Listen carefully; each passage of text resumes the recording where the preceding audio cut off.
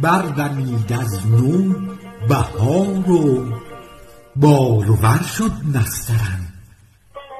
از تحمل بر زمستان شد شکوفا یاسمن. قحطی احساس جان از رونق نوروز دل شد به در تا تازه آمد در گلستان پیرهن.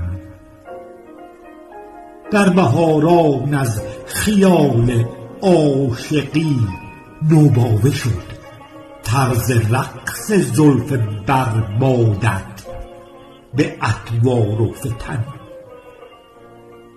کاکل افشان تا کشاندی بر نشان دیده جان. بر تماشایت حسد شد بر سر سرو و سمن. چون که شد دل بر چمن چندان چنان چشمم کمان. چون چکاوک در چکامی شد به چه چه جان من.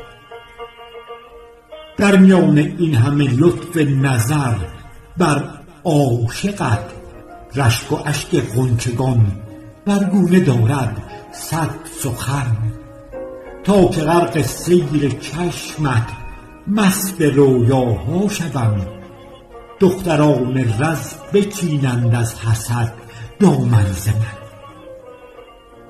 عطر گل بی اعتبار آید به جلب شامه‌ام در بهاری کز تو پیچد نفحه در دشت و دمن. از شمیمت تا برآری این چنینم کیف دل. طالبم کن بر خیال نوبهار خویشتن.